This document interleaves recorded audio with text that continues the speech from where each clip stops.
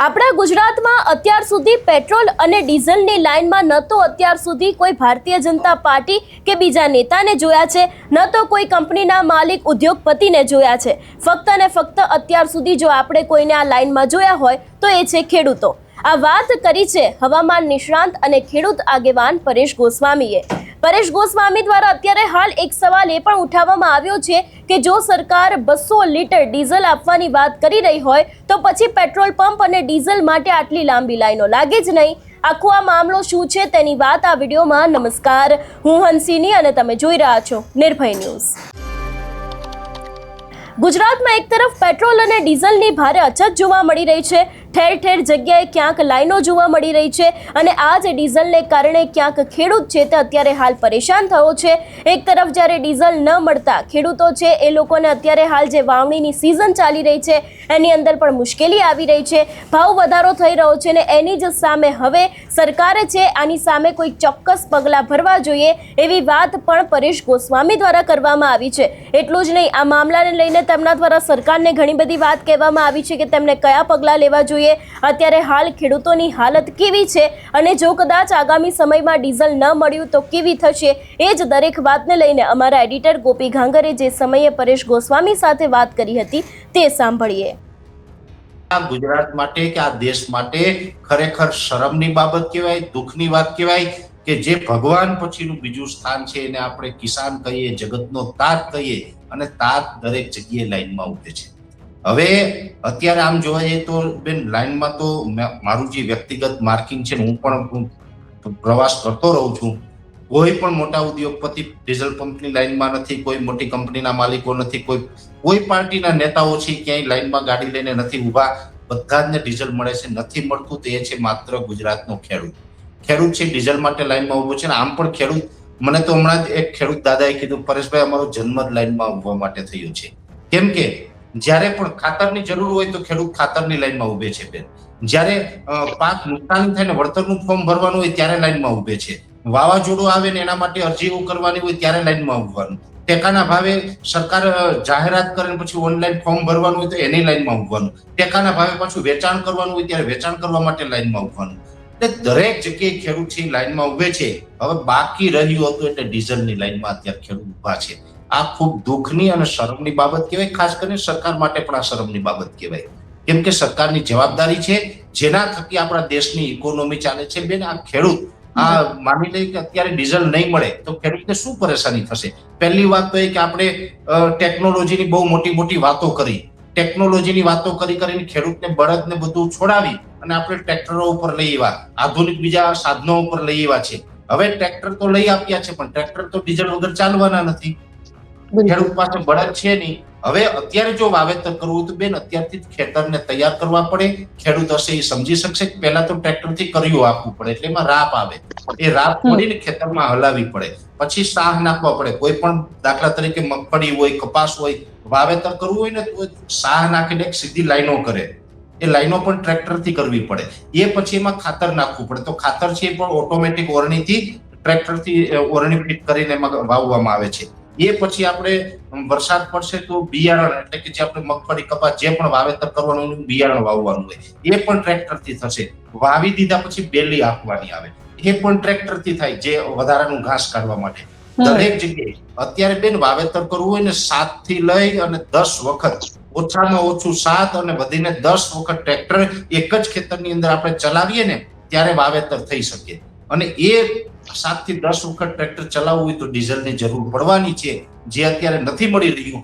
એટલે મને તો ચિંતા એ છે કે જો આ સરકાર સમયસર ડીઝલની વ્યવસ્થા નહીં કરી શકે તો ગુજરાતની અંદર 56 લાખ ખેડૂત ખાતેદારો છે એમાંથી 80% ખેડૂતો છે વાવેતરથી વંચિત રહી શકે, વાવેતર નહીં કરી શકે। અને વાવેતર નહીં કરી શકે તો એવું કોઈ માનવાની જરૂર નથી કે માત્ર ખેડૂતનો પ્રશ્ન છે, ખેડૂતને નુકસાન થશે। ખેડૂત વાવેતર નહીં કરે તો આ દેશની તિજોરીને ડાયરેક્ટ અસર કરશે, આ દેશની ઇકોનોમીને અસર કરશે અને આ દેશની આર્થિક વ્યવસ્થા છે એ ખોરવાઈ જશે। એટલે જગતનો તાજ છે ખેડૂત છે, એ સાચા અર્થમાં જે દેશ માટે થઈને અત્યારે કામ કરી રહ્યા છે અને એના માટે જો ડીઝલની વ્યવસ્થા ન થાય તો આ ખૂબ ગંભીર બાબત છે. તાત્કાલિક ધોરણે ડીઝલની વ્યવસ્થા થવી જોઈએ. મોટા નેતાઓની ગાડીઓ હોય કે ઉદ્યોગપતિની ગાડીઓ હોય કે બીજા અન્ય પરિવહનો હોય એમાં ડીઝલ બંધ કરી અને જે ખેડૂતના ટ્રેક્ટરો આવે છે એની અંદર ડીઝલ પૂરી આપવું જોઈએ. અને પૂરી આપવું જોઈએ એટલું જ નહીં બેન, ખેડૂતના જે ખેત ઉત્પાદનો છે એમાં સતત ભાવમાં ઘટાડો થઈ રહ્યો છે અને દવા, ખાતર, બિયારણ અને જે કઈ આ ડીઝલ આ બધું મોંઘું થઈ રહ્યું છે એટલે આમાં ખેડૂતોને અત્યારે વાવેતર કરવું પોસાય એમ નથી. એટલે ખાસ સરકારે ડીઝલ તો આપવું, પણ અત્યારે કમસે કમ 52 થી 54% સુધીની સબસિડી, આ મેં કેલ્ક્યુલેશન કરેલો આંકડો કહું છું બેન, 52, અમે 50% રાઉન્ડ ફિગર શું કામ નથી બોલી રહ્યો, કેમ કે જે ખેતીની અંદર ખર્ચ છે અને જે ખેત ઉત્પાદનની એવરેજ છે, એ ઉત્પાદનના ભાવ છે, આ તમામ વસ્તુ જોડતા મારું વ્યક્તિગત એવું અનુમાન છે કે 52 થી લઈ અને 54% સુધી અત્યારે જે ડીઝલના ભાવ છે એમાં સબસિડી આપી અને સબસિડીથી જો ડીઝલ આપવામાં આવે તો જ ખેડૂતને આ વાવેતર કરવું પોસાય એમ છે, નહીતર વાવેતર કરવું પોસાય એમ નથી. એટલે સરકારે આમાં તાત્કાલિક ધોરણે આ 2 પગલા લેવાની જરૂર છે. ડીઝલ સમયસર તાત્કાલિક આપવું, સાથે સબસિડીથી આપવું, આ 2 માંગ છે. માંગની સાથોસાથ હું આપને બીજું એ પણ કહી દઉં કે અત્યારે ડીઝલ, ખાતર, બિયારણ, દવા બધું મોંઘું છે અને સરકારે એક કાયદો બનાવેલો હતો. આ કાયદાની અંદર જોગવાઈ હતી અત્યાર સુધી 3 લાખ રૂપિયા પાક ધિરાણ છે એ 2 હેક્ટરની મર્યાદામાં ખેડૂતને આપવામાં આવતું હતું. હવે આ જે 3 લાખ રૂપિયાનું જે ધિરાણ આપવામાં બેન આવતું હતું, આ ધિરાણમાં મોંઘવારીને ધ્યાનમાં રાખીને સરકારે ગયા વર્ષે એક નવો નિયમ બનાવ્યો છે કે કાયદો બનાવ્યો છે કે 3ની જગ્યાએ હવે 5 લાખ રૂપિયા સુધી બેંકમાંથી ધિરાણ લઈ શકશે. આવો કાયદો બનાવ્યો છે અને એ ધિરાણની મર્યાદા એટલા માટે છે, આમ તો અત્યારે 2 લાખ સુધીનું છે કે 3 લાખ સુધીનું છે, 3 લાખનું 5 લાખ લેવું લઈ શકીએ, પણ સરકાર એવું કહે છે કે 3 લાખ રૂપિયા સુધીનું લ્યો તો 0% વ્યાજ, વધારે લ્યો તો તમારે 7% વ્યાજ ચૂકવવાનું. એટલે મોટા ભાગે વ્યાજના ચક્કરથી બચવા માટે ખેડૂતો 3 લાખ સુધીનું લેતા હોય છે. તો હવે સરકારે એવું કીધું કે મોંઘવારી વધી છે, બિયારણ બધું લેવા માટે વધારે પૈસાની જરૂર પડતા હોય, 5 લાખ સુધી વિના વ્યાજે આપશું. આ ગયા વખત વાત કરી દીધી પણ બેંકોને હજુ સુધી પરિપત્ર નથી કર્યા. એટલે સરકારે ઠીક છે કે આપ જેવા મીડિયાના મારફતે જાહેરાત તો કરી દીધી છે, પણ વાસ્તવમાં જ્યારે ખેડૂત છે એ બેંકમાં ધિરાણ લેવા જાય છે ત્યારે એને આ લાભ મળતો નથી.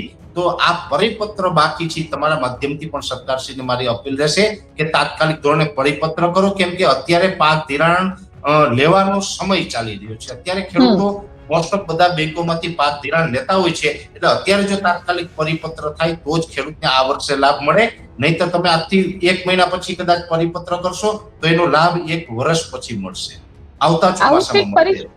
આવું જ કંઈક પરેશભાઈ અત્યારે સરકારની સ્થિતિ છે, કારણ કે સરકારે એવું કહી દીધું કે 200 લીટર ડીઝલ જે છે એ ખેડૂતોને આપવામાં આવશે, એટલે કેરબામાં ભરીને આપવામાં આવશે. શું ખેડૂતોને મળે છે ખરું એ 200 લીટર ડીઝલ? બેન, જાહેરાત તો મેં પણ સાંભળી છે, 200 લીટર સુધીની સરકારે જાહેરાત કરી છે, છતાં પણ ખેડૂત છે એ લાઈનમાં ઉભા છે. એનો મતલબ એ જ થાય છે કે નથી મળી રહ્યું. એની પાછળ ઘણા બધા કારણ છે. કોઈ જગ્યાએ જે એના વિક્રેતાઓ છે, જે પંપ વાળા માલિકો છે, એના દ્વારા કાં તો કાળા બજાર કરી અને આ લોકોને નથી આપવામાં આવતું, અથવા તો ઉપરથી સપ્લાય નથી, કોઈ ને કોઈ કારણ છે. કારણ શું છે તો સરકારનો પ્રશ્ન છે ને બેન, આપણો તો છે નહીં. એના માટે તો આપણે એમને બેસાડેલા છે. જે પણ પ્રશ્ન હોય એ સોલ્યુશન સરકારે જ કરવું પડશે. સરકારે પ્રશ્નનું નિરાકરણ કરી અને અત્યારે જે 200 લીટરની વાત કરી છે, પણ વાસ્તવમાં દરેક ખેડૂતને 200 લીટર મળતું નથી, એ તાત્કાલિક અપાવવું જોઈએ. આ વિષયને લઈને તમારો શું અભિપ્રાય છે અમને કમેન્ટ કરીને ચોક્કસથી જણાવજો. તેની સાથે અમારી ચેનલ નિર્ભય ન્યૂઝને લાઇક, શેર અને સબસ્ક્રાઇબ કરવાનું ભૂલશો નહીં. નમસ્કાર.